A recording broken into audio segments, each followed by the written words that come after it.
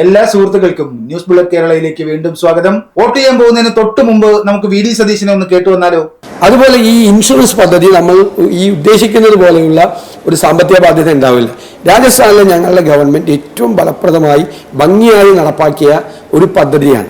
കേട്ടല്ലോ, രാജസ്ഥാനിലെ കോൺഗ്രസ് ഗവൺമെന്റ്, അതായത് അശോക് ഗെഹ്ലോട്ടിന്റെ മന്ത്രിസഭ ഏറ്റവും വിജയകരമായി നടപ്പാക്കിയ പദ്ധതിയായിരുന്നത്രേ 25 ലക്ഷത്തിന്റെ ആരോഗ്യ ഇൻഷുറൻസ്. ഈ പ്രചരണം നടത്തുന്ന കോൺഗ്രസുകാർ ഇതുവരെ 2 ചോദ്യങ്ങൾക്ക് ഉത്തരം പറഞ്ഞിട്ടില്ല. ഒന്ന്, രാജസ്ഥാനിലെ കോൺഗ്രസ് ഗവൺമെന്റ് 25 ലക്ഷം രൂപയുടെ ഇൻഷുറൻസ് പദ്ധതി വിജയകരമായി നടപ്പാക്കിയെങ്കിൽ എന്തുകൊണ്ട് ആ സർക്കാരിന് അവിടെ ഭരണ തുടർച്ചയുണ്ടായില്ല? രാജസ്ഥാൻ ഇപ്പോൾ ഭരിക്കുന്നത് BJP ആണല്ലോ. പാവപ്പെട്ടവർക്ക് 25 ലക്ഷം രൂപയുടെ ഇൻഷുറൻസ് പദ്ധതി രാജസ്ഥാനിൽ വിജയകരമായി നടപ്പാക്കിയെങ്കിൽ ആ ഒറ്റ കാരണം കൊണ്ട് അവിടെ ആ സർക്കാരിന് അധികാര തുടർച്ചയുണ്ടാകേണ്ടതല്ലേ? അടുത്ത ചോദ്യം ഇതാണ്: രാജസ്ഥാനിൽ 25 ലക്ഷം രൂപയുടെ ആരോഗ്യ ഇൻഷുറൻസ് കോൺഗ്രസ് സർക്കാർ വിജയകരമായി നടപ്പാക്കിയെങ്കിൽ കോൺഗ്രസ് ഭരിക്കുന്ന മറ്റ് സംസ്ഥാന സർക്കാരുകൾ എന്തുകൊണ്ട് ഈ പദ്ധതി ആ സംസ്ഥാനങ്ങളിൽ നടപ്പാക്കുന്നില്ല? കർണാടകത്തിൽ 25 ലക്ഷത്തിന്റെ ആരോഗ്യ ഇൻഷുറൻസ് ഇല്ലല്ലോ. എൻഡരേ വന്ത് റെഡ്ഡിയുടെ തെലങ്കാനയിലും 25 ലക്ഷത്തിന്റെ ആരോഗ്യ ഇൻഷുറൻസ് പദ്ധതി ഇല്ല. ഹിമാചൽ പ്രദേശും ഈ പദ്ധതി പകർത്തിയിട്ടില്ല. 2023 നവംബർ 21-ന്, അതായത് രാജസ്ഥാൻ നിയമസഭാ തെരഞ്ഞെടുപ്പിന് തൊട്ടു മുമ്പ്, രാഹുൽ ഗാന്ധിയുടെ എക്സ് പോസ്റ്റ് ആണ് സ്ക്രീനിൽ. രാഹുൽ എഴുതിയത് ഇങ്ങനെയാണ്: ചിരഞ്ജീവി യോജനയിലൂടെ നൽകുന്ന സൗജന്യ ചികിത്സാ സഹായം 25 ലക്ഷം രൂപയിൽ നിന്ന് വർദ്ധിപ്പിക്കണമെന്ന് ഞാൻ മുഖ്യമന്ത്രി അശോക് ഗെഹ്ലോട്ട് ജിയോട് പറഞ്ഞിരുന്നു. ഇത് 50 ലക്ഷം രൂപയുടെ സൗജന്യ ചികിത്സയായി ഉയർത്തിയിരിക്കുന്നു. ഇത് ഇന്ത്യയിലെ തന്നെ ഏറ്റവും വലിയ ആരോഗ്യ സുരക്ഷാ പദ്ധതിയായി മാറിയിരിക്കുന്നു. 2023 രാജസ്ഥാൻ നിയമസഭാ തെരഞ്ഞെടുപ്പിൽ കോൺഗ്രസിന്റെ ഗ്യാരണ്ടി 50 ലക്ഷം രൂപയുടെ ഹെൽത്ത് ഇൻഷുറൻസ് ആയിരുന്നു. പക്ഷേ ജനം വകവച്ചില്ല. അവർ അശോക് ഗെഹ്ലോട്ട് സർക്കാരിനെതിരെ വിധിയെഴുതി ഭരണം മതിയാക്കാൻ ആവശ്യപ്പെട്ടു. എന്തായിരുന്നു ആ ഇൻഷുറൻസ് പദ്ധതിയുടെ പ്രശ്നം? രാജസ്ഥാനിലെ ഇൻഷുറൻസ് പദ്ധതി അവതാളത്തിലായതിനെ കുറിച്ച് ഇന്ത്യൻ എക്സ്പ്രസ് പ്രസിദ്ധീകരിച്ച വാർത്തയാണ് സ്ക്രീനിൽ. കുടിശ്ശിക നൽകാത്തതിൽ പ്രതിഷേധിച്ച് സ്വകാര്യ ആശുപത്രികൾ ജൂലൈ 15 മുതൽ പണമില്ലാതെയുള്ള ചികിത്സ, ക്യാഷ്ലെസ് ട്രീറ്റ്മെന്റ് നിർത്തലാക്കിയിരിക്കുന്നു. 980 കോടിയാണ് സ്വകാര്യ ആശുപത്രികൾക്ക് നൽകാനുണ്ടായിരുന്ന കുടിശ്ശിക. സർക്കാർ ഫണ്ട് കൊടുക്കാത്തതുകൊണ്ട് കുടിശ്ശിക കുതിച്ചുയർന്നപ്പോൾ സ്വകാര്യ ആശുപത്രികൾ ക്യാഷ്ലെസ് ട്രീറ്റ്മെന്റ് അവസാനിപ്പിച്ചു. മറുവശത്തോ വ്യാജ ബില്ലുകളുടെ പ്രളയം. വാർത്ത ഇങ്ങനെ തുടരുന്നു: വ്യാജ ബില്ലുകൾ ഉപയോഗിച്ച് പണം തട്ടാൻ ശ്രമിച്ച 2000-ഓളം കേസുകളാണ് റിപ്പോർട്ട് ചെയ്യപ്പെട്ടത്. ഡോക്ടർമാരുടെ വ്യാജ സീലുകൾ, കള്ള ബില്ലുകൾ, കൂടിയ തുകയ്ക്ക് മരുന്ന് വാങ്ങിയെന്ന ക്ലെയിമുകൾ, അങ്ങനെ തട്ടിച്ചെടുത്തത് കോടാനുകോടികൾ. കുടിശ്ശിക തീർക്കാത്തതുകൊണ്ട് ഫാർമസികൾ മെഡിസിൻ സപ്ലൈ അവസാനിപ്പിച്ചു. ദന്താശുപത്രികളെ ഈ സ്കീമിൽ എംപാനൽ ചെയ്തതേയില്ല. അവശ്യ മരുന്നുകൾ ഇൻഷുറൻസിന്റെ പരിധിയിൽ നിന്ന് ഒഴിവാക്കപ്പെട്ടു.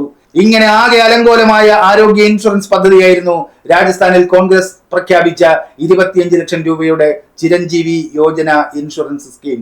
ജയ്പൂർ ജില്ലയിൽ മാത്രം ചിരഞ്ജീവി യോജന സ്കീം പ്രകാരം ചികിത്സ നിഷേധിച്ച 782 പരാതികളാണ് സർക്കാരിന്റെ മുന്നിലെത്തിയത്. കുടിശ്ശിക കുമിഞ്ഞുകൂടുകയും പദ്ധതി അവതാളത്തിലാവുകയും ചെയ്തപ്പോഴാണ് നമ്മുടെ സാക്ഷാൽ രാഹുൽ ഗാന്ധി രാജസ്ഥാൻ മുഖ്യമന്ത്രിയോട് ഇൻഷുറൻസ് പരിധി 50 ലക്ഷമാക്കണമെന്ന് ആവശ്യപ്പെട്ടത്. അദ്ദേഹം അത് കേൾക്കുകയും ചെയ്തു. 5 ലക്ഷത്തിന്റെ ഇൻഷുറൻസ് പദ്ധതി നേരെ ചൊവ്വേ നടപ്പാക്കാൻ അറിയാത്തവരാണ് 50 ലക്ഷത്തിന്റെ ഇൻഷുറൻസ് പദ്ധതിയുടെ പേരും പറഞ്ഞ് അവിടെ ജനങ്ങളെ വഞ്ചിക്കാമെന്ന് വ്യാമോഹിച്ചത്. ഭീമൻ ഇൻഷുറൻസ് പദ്ധതി പ്രഖ്യാപിച്ച് പാവങ്ങളുടെ കണ്ണിൽ പൊടിയിട്ട് വോട്ട് തട്ടുക എന്നതല്ലാതെ ആരോഗ്യ സംവിധാനം മെച്ചപ്പെടുത്തി ഗുണനിലവാരമുള്ള ചികിത്സ എല്ലാവർക്കും ഉറപ്പുവരുത്തുന്നത് രാജസ്ഥാനിലെ കോൺഗ്രസ് ഗവൺമെന്റിന്റെ ലക്ഷ്യമേ ആയിരുന്നില്ല. അതിനെക്കുറിച്ച് കൂടുതൽ അറിയാൻ അശോക് ഗെഹ്ലോട്ട് സർക്കാരിന്റെ കാലത്തെ രാജസ്ഥാനിലെ ആരോഗ്യ മേഖലയെ കുറിച്ചുള്ള CNAGയുടെ റിപ്പോർട്ട് നോക്കണം. ആ റിപ്പോർട്ടിലെ നിരീക്ഷണങ്ങൾ ചുരുക്കി പറയാം.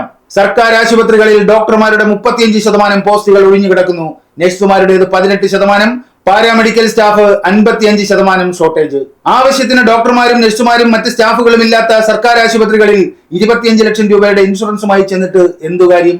ജനറൽ സർജറി, ശിശുരോഗ വിഭാഗം, orthopaedics, accident and trauma care ward തുടങ്ങിയ അവശ്യ സേവനങ്ങൾ പല സർക്കാർ ആശുപത്രികളിലും ഇല്ലെന്ന് CNAGയുടെ റിപ്പോർട്ട് എടുത്തു പറയുന്നു.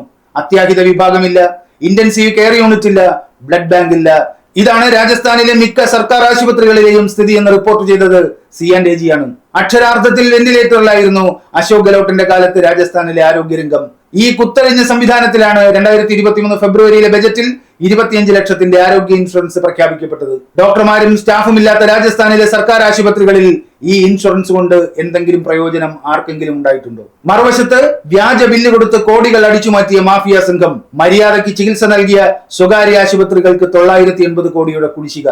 ഇനി നമുക്ക് തുടക്കത്തിൽ കണ്ട വി ഡി സതീശന്റെ ആ ഗീർവാണം ഒന്നുകൂടി കാണാം. അതുപോലെ ഈ ഇൻഷുറൻസ് പദ്ധതി നമ്മൾ ഈ ഉദ്ദേശിക്കുന്നത് പോലെയുള്ള ഒരു സാമ്പത്തിക ബാധ്യത ഉണ്ടാവില്ല. രാജസ്ഥാനിലെ ഞങ്ങളുടെ ഗവൺമെന്റ് ഏറ്റവും ഫലപ്രദമായി ഭംഗിയായി നടപ്പാക്കിയ ഒരു പദ്ധതിയാണ്. ആർക്ക് സാമ്പത്തിക ബാധ്യത ഉണ്ടാവില്ലെന്നാണ് സതീശൻ പറയുന്നത്? ഡോക്ടർമാരും സ്റ്റാഫും ഇല്ലാത്ത സർക്കാർ ആശുപത്രികളെ സംബന്ധിച്ച് 25 ലക്ഷമല്ല 50 ലക്ഷം രൂപയുടെ ആരോഗ്യ ഇൻഷുറൻസ് പ്രഖ്യാപിച്ചാലും പ്രശ്നമില്ല, ചികിത്സ കൊടുക്കണ്ടല്ലോ. ഇനി സർക്കാരിനെ വിശ്വസിച്ച് ഇൻഷുറൻസ് ഉള്ളവരെ ചികിത്സിച്ച സ്വകാര്യ ആശുപത്രികളുടെ കാര്യമോ? അവർക്ക് കൊടുക്കാനുള്ളത് 980 കോടി.